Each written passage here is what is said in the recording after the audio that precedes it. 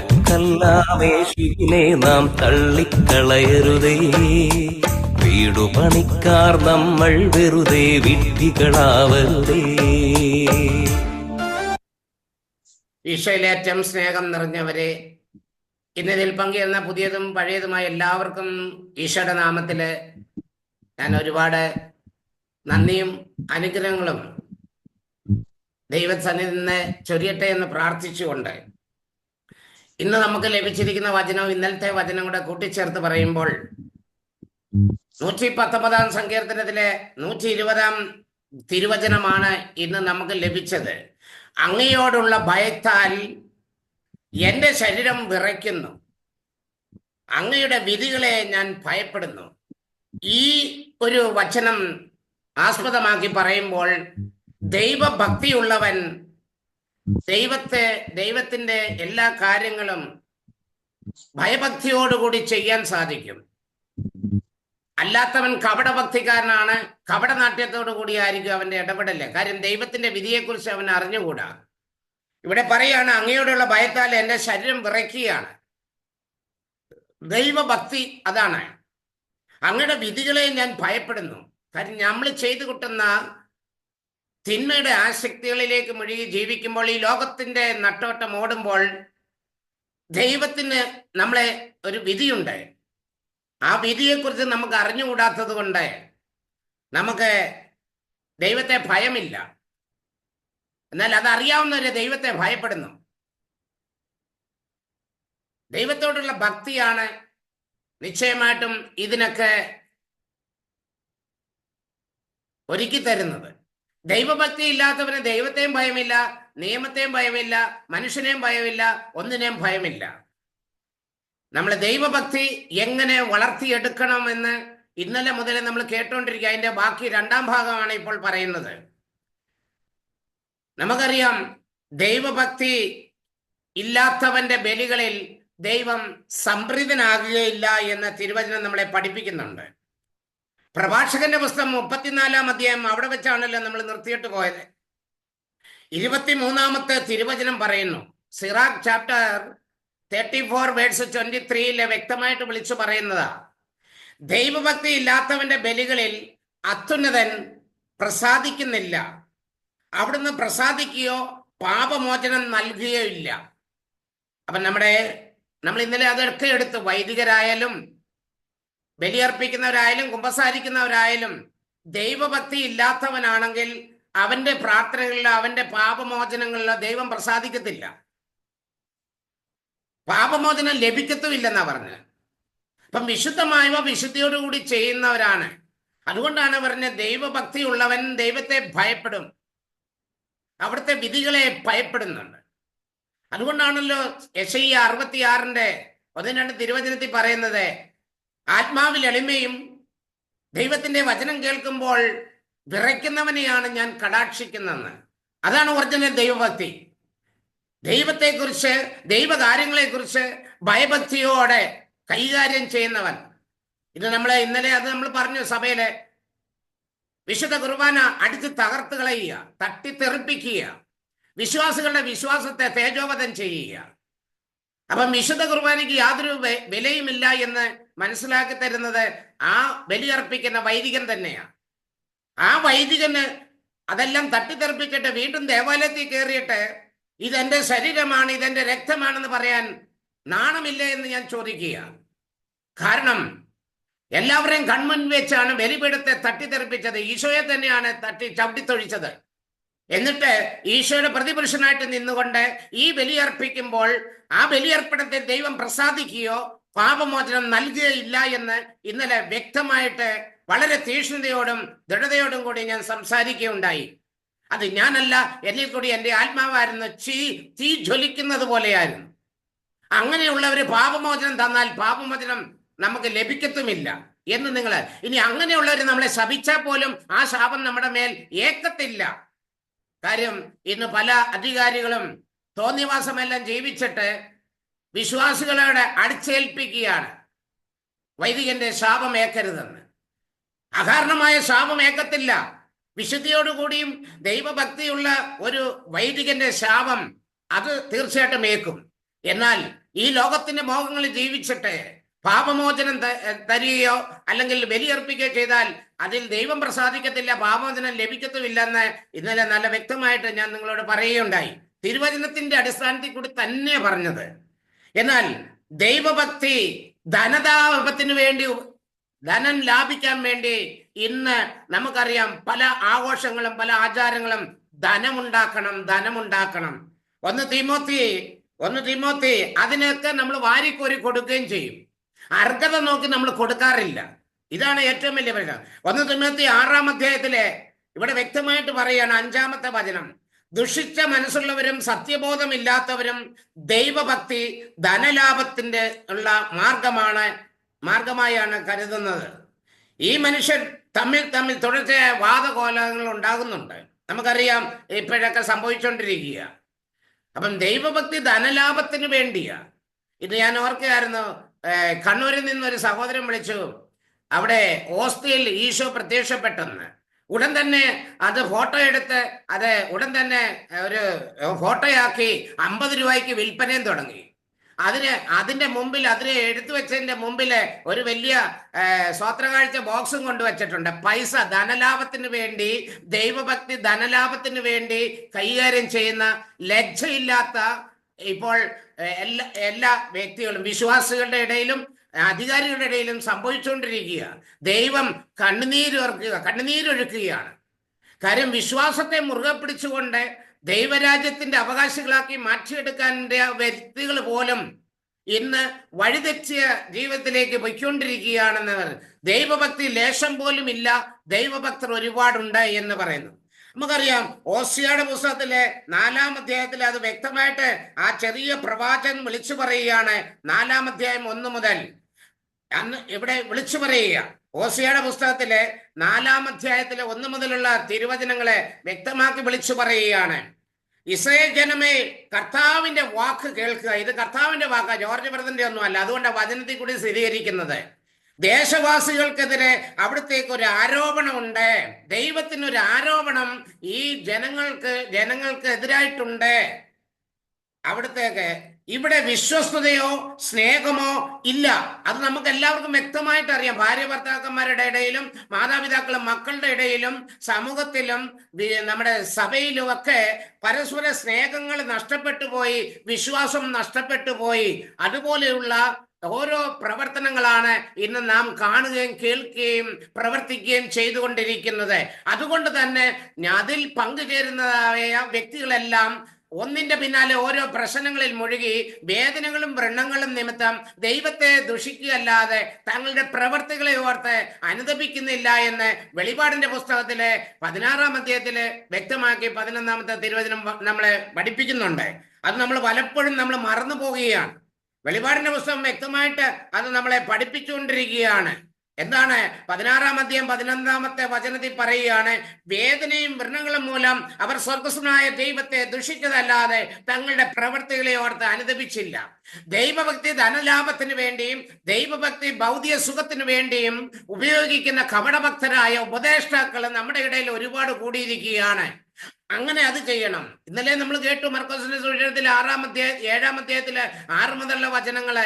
നമുക്കറിയാം 7-ാമത്തെ വചനം തൊട്ട് അങ്ങോട്ട് വായിക്കുമ്പോൾ അവിടെ വ്യക്തമായിട്ട് കാണിച്ചു കൊടുക്കുന്ന ഒരു സുവിശേഷ ഭാഗം ഞാൻ നിങ്ങളെ വ്യക്തമായിട്ട് കാണിച്ചു തരികയാണ്. ദൈവത്തിന്റെ 8-ാമത്തെ വചനം, ദൈവത്തിന്റെ കൽപ്പന ഉപേക്ഷിച്ച് മനുഷ്യന്റെ പാരമ്പര്യം നിങ്ങൾ മുറുകെ പിടിക്കുന്നു.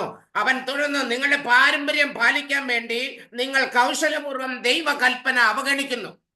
ഇന്ന് നടക്കുന്ന ഓരോ ഉത്സവങ്ങളും ഓരോ തിരുനാളുകളും വിശുദ്ധരുടെ ആ പേരിന് ദോഷം വരുത്തുന്ന രീതിയിലുള്ള ആഘോഷങ്ങളും ആചാരങ്ങളും കൂടി വരിക ധനലാഭത്തിന് വേണ്ടി എന്ന് ഞാൻ പറയാനായിട്ട് ചങ്കുറ്റത്തോടെ പറയാൻ എനിക്ക് സാധിക്കും. കാരണം വെച്ചാൽ ഭക്തി ലേശം പോലും ഇല്ല. ഈ അമ്പയപ്പിന് അടിയും ബഹളവും കുത്തും വെട്ടും മദ്യപാനങ്ങളും കൂടി വരികയാണ്. എവിടെയാണ്? അതുകൊണ്ടാണ് ഓസിയ പുസ്തകം വ്യക്തമായിട്ട് വിളിച്ചു പറയുന്നത്. ഓസിയ ചെറിയ പ്രവാചകന് അത് വളരെ വ്യക്തമായിട്ട് പറയുക, കർത്താവിന്റെ വാക്ക് കേൾക്കുക. ദേശവാസികൾക്കെതിരെ അവിടത്തേക്ക് ഒരു ആരോപണമുണ്ട്. ഇവിടെ വിശ്വസ്തയോ സ്നേഹമോ ഇല്ല. ദൈവവിചാരം ദേശത്ത് അറ്റുപോയിരിക്കുന്നു. വിശ്വാസികളാണെന്നും പറഞ്ഞുകൊണ്ട് നമ്മൾ കാട്ടിക്കൂട്ടുന്ന മുഴുവനും കപടഭക്തിയാണ്, ഭക്തരല്ല.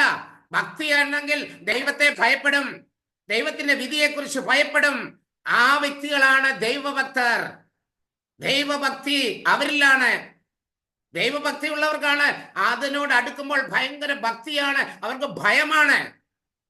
ഇന്ന് ഈ വിശുദ്ധ സാധനങ്ങളൊക്കെ എടുത്ത് ദൂരെ കളയാനായിട്ട് ഒരു ഭക്തിയും, ഒരു ഭക്തരെ ഭക്തിയില്ലാത്തവര്, കപടഭക്തിക്കാര് മനുഷ്യന്റെ മുമ്പിൽ കാട്ടിക്കൂട്ടുന്നത് മറ്റുള്ളവരുടെ വിശ്വാസത്തെ പോലും തേജോവധം ചെയ്തുകൊണ്ടിരിക്കുക.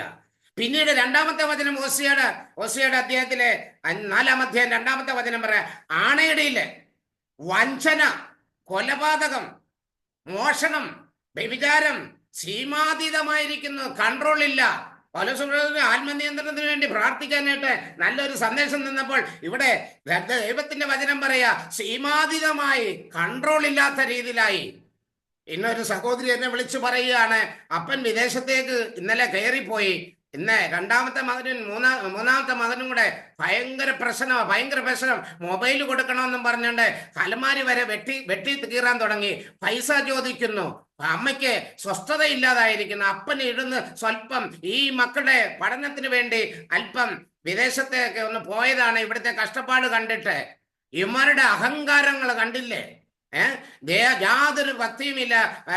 അപ്പനെ അമ്മയും ബഹുമാനിക്കണമെന്ന് പറഞ്ഞിട്ട് ഒരു ബഹുമാനമില്ലാത്ത രീതിയിലുള്ള പ്രശ്നം. കണ്ണുനീരോടെ കരഞ്ഞു പറയുകയായിരുന്നു, ആ കുഞ്ഞുങ്ങൾക്ക് വേണ്ടി ഒന്ന് പ്രാർത്ഥിക്കാൻ. ഇതുപോലെ നമ്മുടെയൊക്കെ കുടുംബങ്ങളിലും പലയിടത്തും സംഭവിക്കുന്നില്ലേ? എന്തുകൊണ്ടാണ്? ദൈവഭക്തരെയും ഭക്തിയുള്ളവർക്കും ദൈവഭക്തിയുള്ളവർക്കും അവരുടെ കുഞ്ഞുങ്ങൾ മേശയ്ക്ക് ചുറ്റിനും ഒലിവ് തൈകൾ പോലെ എന്നാണ് 128-ാം സങ്കീർത്തനം 1 മുതൽ അവരിങ്ങനെ അനുഗ്രഹിക്കപ്പെടുമെന്ന് ദൈവത്തിന്റെ ആ 128-ാം സങ്കീർത്തനം അനുഗ്രഹത്തിന്റെ വലിയൊരു കൂമ്പാരം പറയാണ്.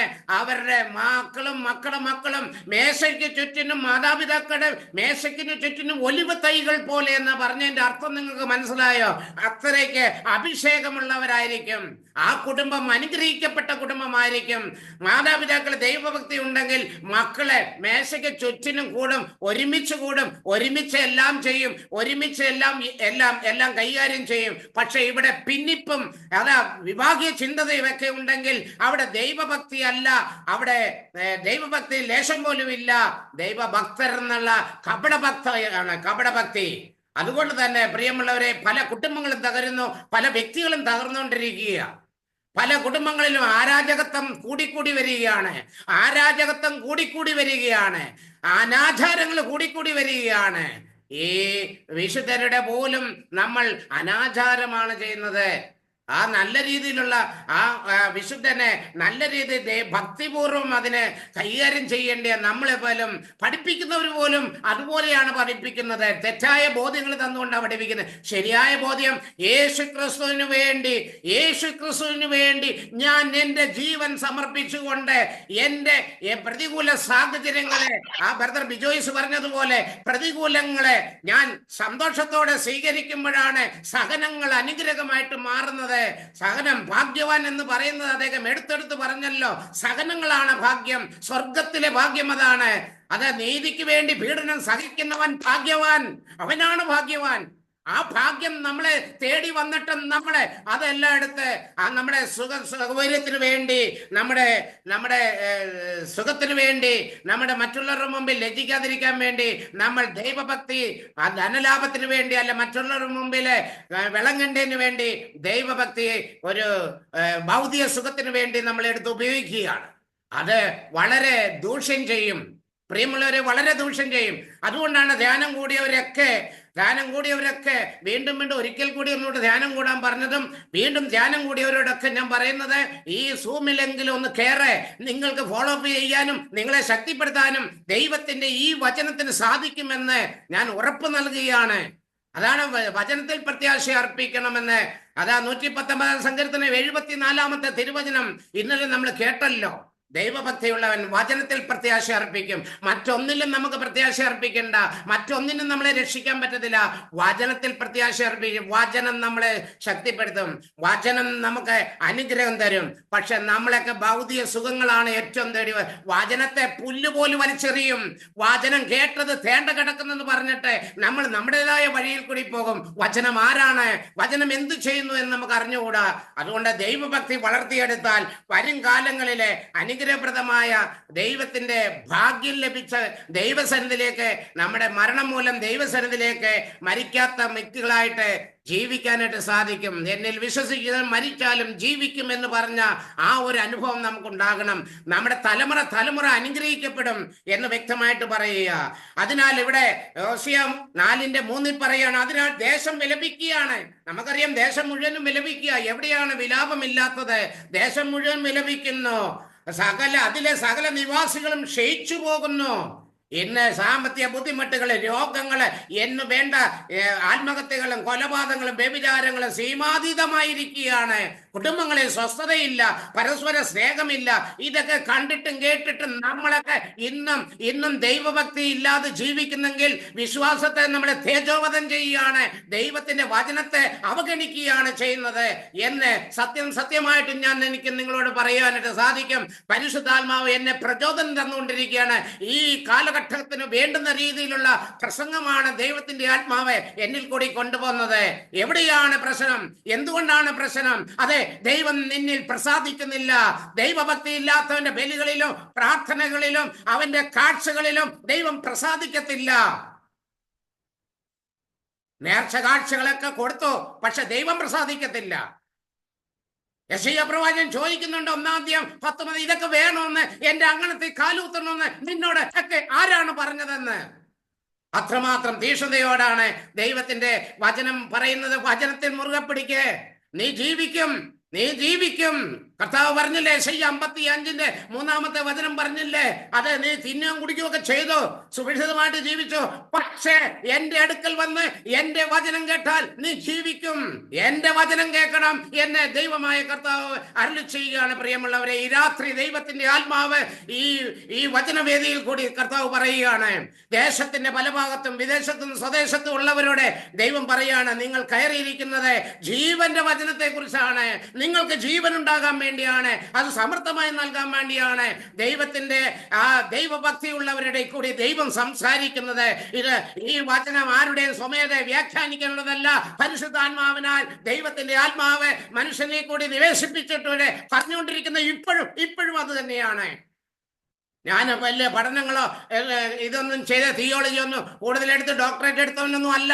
പക്ഷെ നിന്റെ ദൈവത്തിന്റെ മുമ്പിൽ പരിശുദ്ധാത്മാവിന്റെ ശക്തിയാല് എനിക്ക് ഡോക്ടറേറ്റ് എടുത്തവരോട് പോലും സാക്ഷിതായിട്ട് പറയാനും ആജ്ഞാപിക്കാനും സാധിക്കുന്നത് പരിശുദ്ധാത്മാവിന്റെ കോളേജിലാണ് എന്നെ നയിക്കുന്നത്. ആ കോളേജിലാണ് എന്നെ പഠിപ്പിച്ചത്.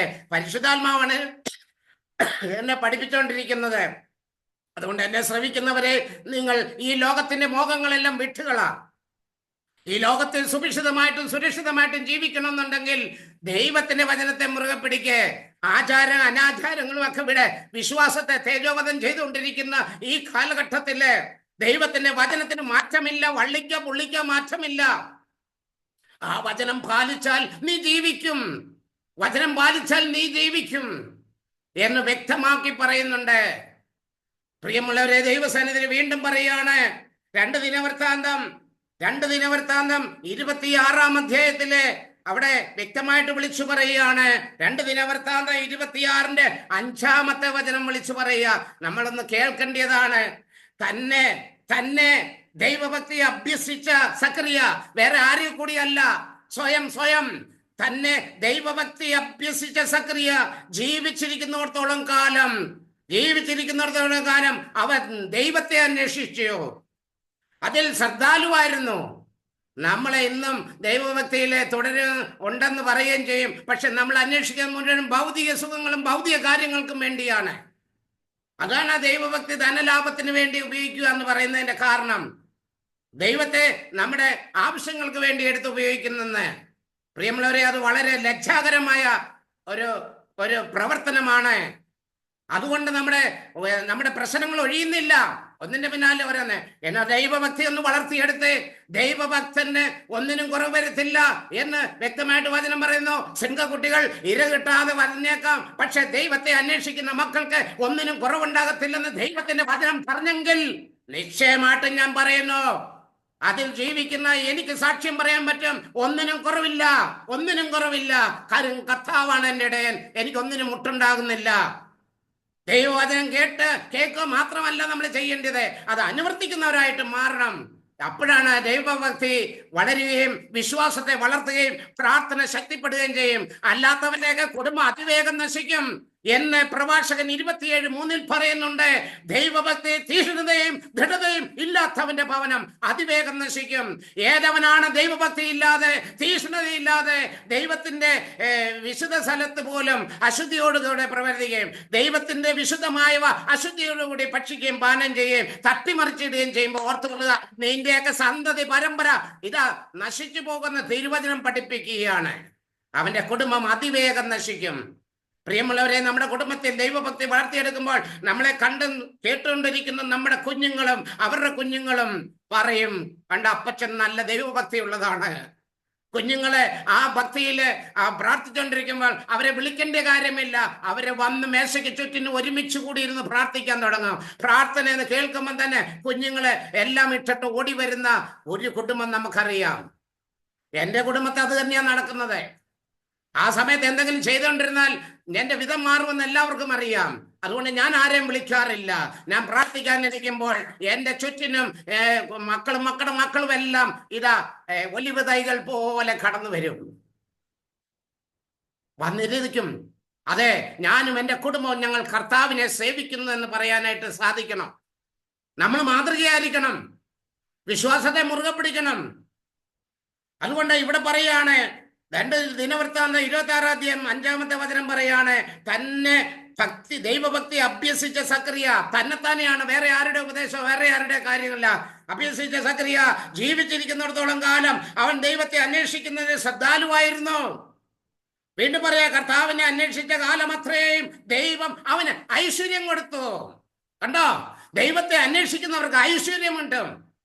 ദൈവത്തിനെ വെറും ഒരു കരിയാപ്പലിയായി ദൈവത്തിനെ കാര്യം കാണാൻ വേണ്ടിയിട്ട് മാത്രം വിളിച്ചപേക്ഷിക്കുന്നവര് കപടഭക്തിക്കാരാണ്, കപടഭക്തിയാണ്. ദൈവത്തിന്റെ നാമത്തെ ദുഷിക്കുന്നവരാണ്. അപ്പൊ ദൈവസന്നിധിയിലെ ആ ദൈവഭക്തി വളർത്തിയെടുത്താൽ നിനക്ക് ഐശ്വര്യം കിട്ടും, നിന്റെ കുടുംബം രക്ഷപ്രാപിക്കും. ഇപ്പോൾ കുടുംബത്തിലെ എവിടെയാണ് സമാധാനം? ഭിന്നിപ്പും ഐക്യക്കുറവും സ്നേഹമില്ലായ്മയും കലകവും തെറിവിളിയും മദ്യപാനവും എന്ന് വേണ്ട കുടുംബം ഒരു പ്രേതാലയമായി, ദേവാലയമാകേണ്ട കുടുംബം വെറൊരു പ്രേതാലയമായിട്ട് മാറുകയാണ്. അതുകൊണ്ട് എന്നെ സേവിക്കുന്നവരെ, നിങ്ങൾക്ക് സന്മനസ്സുണ്ടെങ്കിൽ ദൈവഭക്തി വളർത്തിയെടുക്ക്. പ്രാർത്ഥനയിലും വിശ്വാസത്തിലും വചനത്തിൽ അടിയുറച്ചു നിൽക്ക്. ഭൗതികമായിട്ടുള്ള ജീവിതമല്ല. ആര് ശപിച്ചാലും ഏക്കത്തില്ലെന്ന് വചനത്തെ ആസ്പദമാക്കി ഞാൻ പറയുകയാണ്. കാരണം നമ്മളെ ആചാരം അനുഷ്ഠാനങ്ങളും അല്ല. ദൈവരാജ്യം വളർത്തിയെടുക്കണമെങ്കിൽ, ദൈവരാജ്യത്തിന്റെ അംഗമാകണമെങ്കിൽ വചനത്തെ പിടിക്കണം. കാഴ്ചകളും യാത്രകളും ഒക്കെ അർപ്പിച്ചു കഴിഞ്ഞാല് നമുക്കറിയാം, ഈ ഒരു കാലഘട്ടം നമ്മുടെ ബഹുമാനപ്പെട്ട അച്ഛൻ പറഞ്ഞതുപോലെ തിരുനാളുകളുടെ പൊടിപൂരമാണ്. പൊടിപൂരം എത്രയോ ലക്ഷങ്ങളും കോടികളാ പൊടിച്ച് തീർക്കുന്നത്.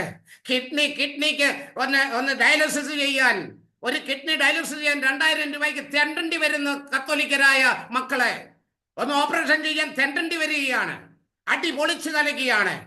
വിശുദ്ധന്റെയൊക്കെ നാമം ഇതാ അടിച്ചു പൊളിച്ചു വെടിക്കറ്റും മറ്റതും മറിച്ചതും. എത്രയോ കുടുംബങ്ങളാണ് വീടില്ലാതെ കഴിയുന്നത്.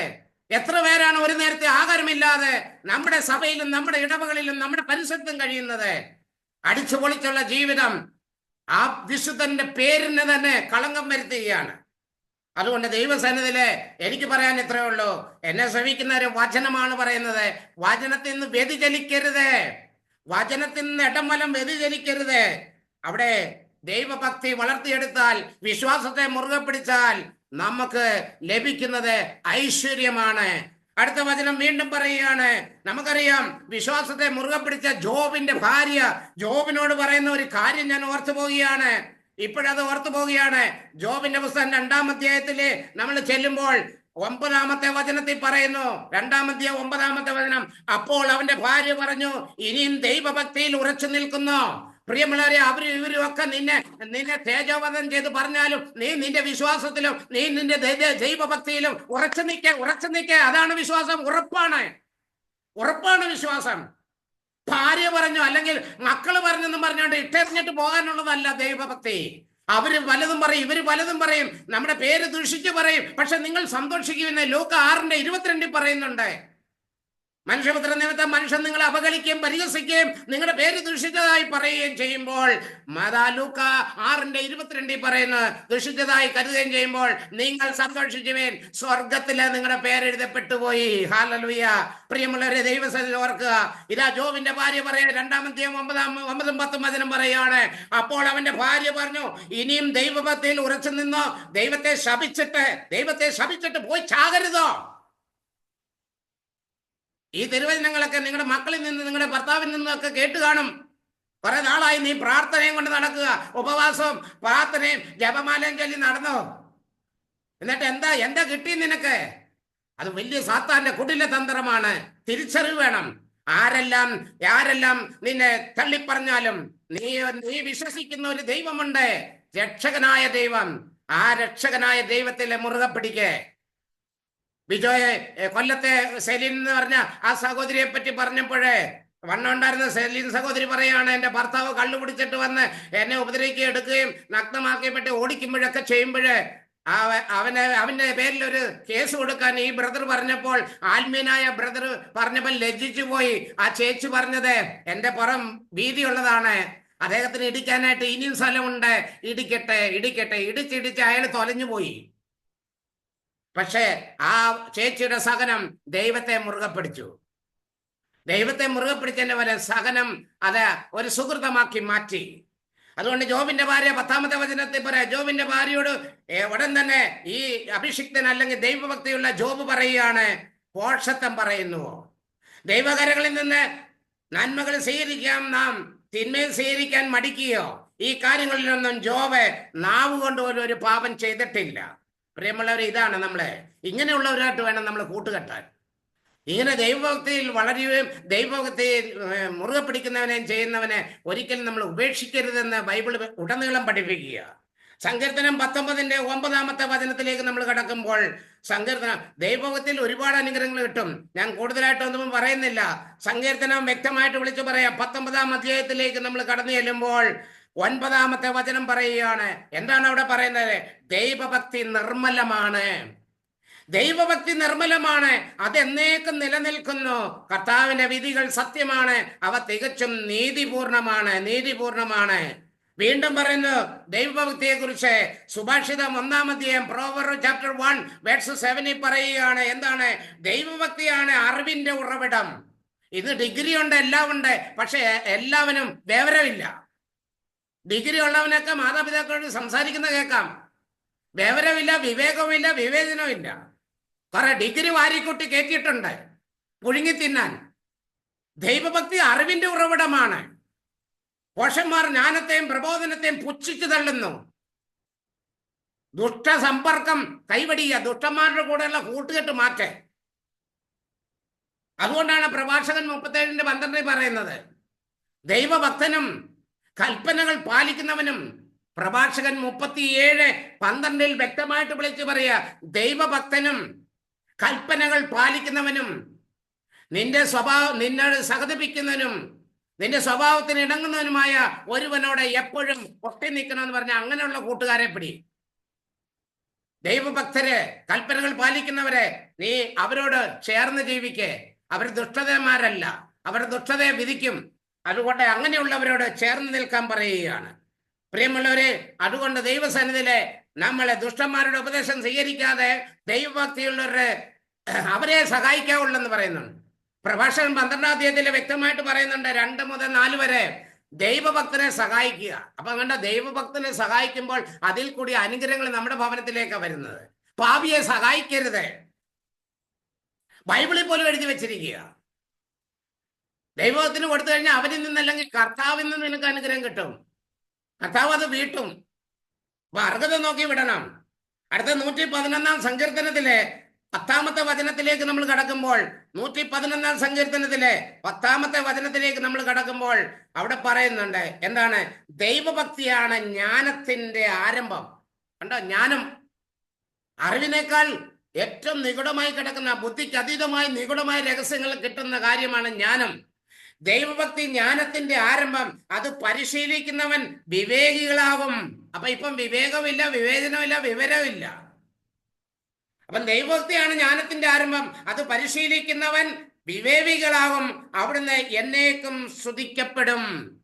കണ്ടോ? എത്ര നല്ല വചനമാണ് പ്രിയം, എത്ര വല്ല വചനം. സുഭാഷിതം 28:14 നമ്മൾ ചൊല്ലുമ്പോൾ, പ്രോവർബ്സ് ചാപ്റ്റർ 28 വേഴ്സ് 14 നമ്മൾ ചെല്ലുമ്പോൾ അവിടെ വ്യക്തമാക്കി പറയുന്ന ഒരു കാര്യമാണ്, നിരന്തരം ദൈവഭക്തിയിൽ കഴിയുന്നവൻ അനുഗ്രഹീതനാണ്. കണ്ടോ? ഈ അനുഗ്രഹങ്ങളാണ് നമ്മൾ തട്ടിത്തെറിപ്പിക്കുന്നത്. അനാചാരങ്ങളും ആഘോഷങ്ങളുടെയും പിന്നാലെ നടന്നുകൊണ്ട് ദൈവഭക്തി ധനലാഭത്തിന് വേണ്ടി, സുഖത്തിന് വേണ്ടിയിട്ട് നമ്മൾ കടന്നു പോകുമ്പോഴും നമ്മളിലുള്ള ആത്മീയത നഷ്ടപ്പെടുന്ന കാര്യം നമ്മൾ മറന്നു പോകുന്നത്, നമ്മുടെ വിശ്വാസം നഷ്ടപ്പെട്ടു പോകുകയാണ്. പണ്ടൊക്കെ ഞാൻ ഓർക്കായിരുന്നു, ഓരോ തിരുനാളുകളൊക്കെ എന്ത് ഭക്തിയോടുകൂടിയാണ് നടന്നുകൊണ്ടിരുന്നത്. പിന്നെ ഒരു ജാതിയിലും ദൈവഭക്തിയില്ല. നിരന്തരം ദൈവഭക്തിയിൽ കഴിയുന്നവൻ അനുഗ്രഹീതനാണ്. ഹൃദയം കഠിനമാക്കി വെക്കുന്നവനെ ദുരിതം അനുഭവിക്കും. ദൈവഭക്തി ഇല്ലാത്തവൻ ദുരിതം അനുഭവിക്കും. ദൈവഭക്തി വളർത്തിയെടുക്കുക, അതാണ് ഏറ്റവും പ്രധാനം. പക്ഷെ നമ്മൾ ചെയ്യത്തില്ല. നമ്മൾക്ക് ദൈവഭക്തി ഒന്നും ആവശ്യമില്ല. അത് കൂടിപ്പോയാൽ കുഴപ്പമാണെന്നാ പറയുന്നത്. എല്ലാം ലിമിറ്റിന് മതി എന്ന് പറയുന്ന ആൾക്കാരുടെ കൂട്ടത്തിൽ ചെന്ന് പെടുന്നവരാ നമ്മള്. അതുകൊണ്ട് പ്രിയമുള്ളവരെ, ദൈവഭക്തി വളർത്തിയെടുത്താൽ നീ അനുഗ്രഹിക്കപ്പെടും. ഐശ്വര്യം കിട്ടും, വിവേകം കിട്ടും. എന്തെല്ലാമാണ് ഇതിനകത്ത് പറഞ്ഞേക്കുന്നത്. വീണ്ടും സുഭാഷിതം 14:27 വചനം പറയുക. സുഭാഷിതം ഉപദേശത്തിന്റെ വചനമാ.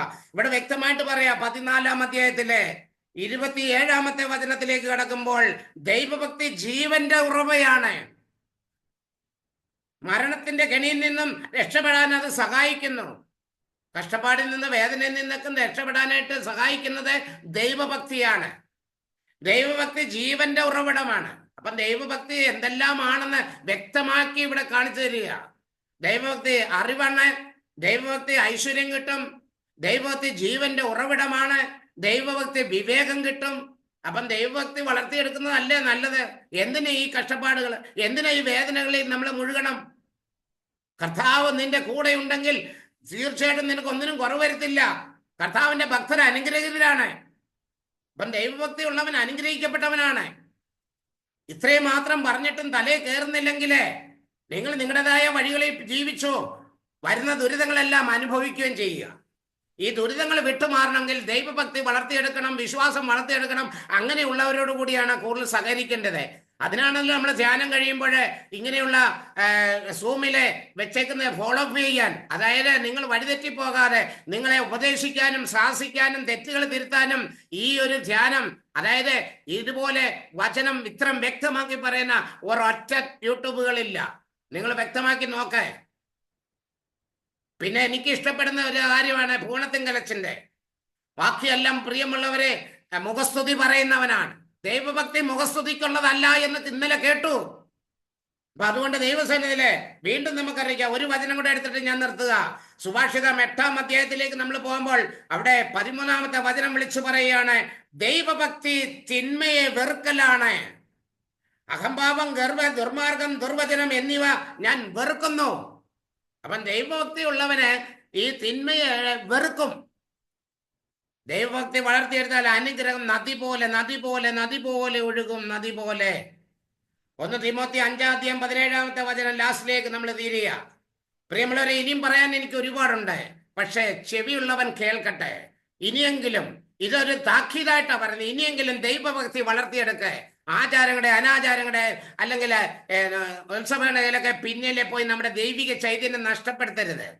ഇത് അവര് പറഞ്ഞു ഇവര് പറഞ്ഞു നിങ്ങൾ പേടിച്ചിട്ട് പോകുക. പേടിച്ചിട്ടാ? ഈ പേടിപ്പിലൊന്നും വേണ്ട. നിനക്ക് മനസ്സുണ്ടോ?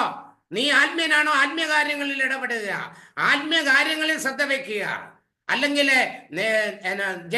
ജഡിക മനസ്സിലാണ്, ജഡിക മനസ്സോടുകൂടി ജഡിക കാര്യങ്ങളിൽ താല്പര്യം വെക്കും. അവർക്ക് ഇങ്ങനെയുള്ളതെല്ലാം ഭയങ്കര സന്തോഷമാണ്. ജഡിക കാര്യങ്ങളാണ് ഇത്, അതെല്ലാം സന്തോഷമാണ്. പക്ഷെ ആത്മീയർ ഇങ്ങനെയുള്ള കാര്യങ്ങളൊന്നും ഇടപെടത്തില്ല. അതുകൊണ്ട് ദൈവസന്നിധിയിൽ പറയുകയാണ്, ഇവിടെ വ്യക്തമായിട്ട് 1 തീമോത്തി 5-17 വചനം പറയുകയാണ്. എന്താ പറയുന്നത്? സഭയെ നന്നായി ഭരിക്കുന്ന ശ്രേഷ്ഠൻ, പ്രത്യേകിച്ച് പ്രസംഗത്തിലും പ്രബോധനത്തിലും നിരന്തരം ഏർപ്പെട്ടിരിക്കുന്നവർ കൂടുതൽ ബഹുമാനത്തിന് അർഹരായിരിക്കും. ദൈവഭക്തി വളർത്തിയെടുത്താൽ മറ്റുള്ളവരുടെ മുമ്പിൽ നമ്മൾ എപ്പോഴും റെസ്പെക്റ്റ് ഉള്ളവരായിട്ട് മാറും. എൻ്റെ അടുക്കൽ ഒരുപാട് വ്യക്തികൾ പറയുന്നുണ്ട്, എത്രയെത്ര ഉന്നത ഉദ്യോഗസ്ഥന്മാര്, അവരെ ഒന്ന് കാണാനായിട്ട് ഞാൻ കടന്നു ചെല്ലുമ്പോൾ അവരിയ്ക്കുന്ന സ്ഥലത്തുനിന്ന് എഴുന്നേറ്റിട്ട് കൈകൂപ്പുന്നതായിട്ട് കാണുന്നുണ്ട്. മറ്റ് ജാതികൾ പോലും ദൈവഭക്തനാണെന്ന് അറിഞ്ഞു കഴിയുമ്പോൾ പറഞ്ഞു കേട്ട് അറിഞ്ഞിട്ടുള്ളവർ പോലും ചില ഓഫീസുകളിലെ ചില വ്യക്തികളെ ഞാൻ ആരുമല്ല, പക്ഷെ ദൈവം എൻ്റെ കൂടെ ഉള്ളത് കൊണ്ട് അവർ എഴുന്നേറ്റ് കൈകൂപ്പെന്ന് കാണുമ്പോൾ ഞാൻ ആരാണ്? നമ്മുടെ ബഹുമാനപ്പെട്ട അച്ഛൻ പ്രസംഗിച്ചു, നിങ്ങൾ ആരാണ്, ഞാൻ ആരാണെന്നാണ് നിങ്ങൾ പറയുന്നത്. അതെ, ഞാൻ ആരാണെന്നാണ് നിങ്ങളും പറയുന്നത്. അതെ, ദൈവത്തിന്റെ മകൻ, ദൈവത്തിന്റെ പുത്രൻ എന്ന് വിളിക്കപ്പെടും. അതുകൊണ്ട് ദൈവസന്നിധിയിലെ ഇന്നു മുതൽ ഞാൻ ഒരു ആജ്ഞാവചനമാണ്, ഒരു താക്കീതാണ്, ശാസനമാണ്. നമ്മൾ ഭൗതിക കാര്യങ്ങൾക്ക് കൂടുതൽ പ്രാധാന്യം കൊടുക്കാതെ നമ്മുടെ കുടുംബത്തെ ദൈവവിളി ഉണ്ടായി വിശ്വാസത്തെ വർദ്ധിപ്പിച്ച് ദൈവത്തിന് കൂടുതൽ പ്രാധാന്യം കൊടുത്താൽ നിന്റെ കുടുംബം അനുഗ്രഹിക്കപ്പെടും. നീ കടം വാങ്ങാൻ ഇടവരുത്തില്ല, കൊടുക്കുവാൻ സമർത്ഥം നിൽക്കും. നിന്റെ മക്കൾ അനുഗ്രഹിക്കപ്പെടും, മക്കളുടെ മക്കൾ അനുഗ്രഹിക്കപ്പെടും. 128 സങ്കീർത്തനത്തില് നിന്റെ മക്കളുടെ മക്കൾ മേശയ്ക്ക് ചുറ്റും ഒലിവ് തൈകൾ പോലെയായിരിക്കും, അനുഗ്രഹിക്കപ്പെടും. ഇങ്ങനെ ദൈവത്തിന്റെ ഭക്തർ ഇങ്ങനെ അനുഗ്രഹിക്കപ്പെടുമെന്ന സങ്കീർത്തനം പറയുന്നത്. നമ്മൾ എന്തെങ്കിലും വായിച്ചിട്ടുണ്ടോ? അതെ, ഇതെല്ലാം തകിടം മറിച്ചെറിഞ്ഞുകൊണ്ടല്ലേ നമ്മൾ ഭൗതിക സുഖത്തിന് വേണ്ടി, അധികാരികളായിക്കോട്ടെ ആരും ആയിക്കോട്ടെ, നീ ആത്മീയനാണെങ്കിൽ ആത്മീയത ദൈവത്തോട് ചോദിച്ചിട്ട് ഇതും അതും എല്ലാം കൂടെ കൂട്ടിക്കൊഴിക്കുന്നവരുണ്ട്. അത് 2 വള്ളത്തെ ചാഴ്ത്തുന്നതിനാ. ആത്മീയർ എപ്പോഴും ആത്മീയ കാര്യങ്ങളിൽ മാത്രം മതി. പ്രിയമുള്ളവരെ, ദൈവത്തിന്റെ വചനമാണ് ഈ പറഞ്ഞത്.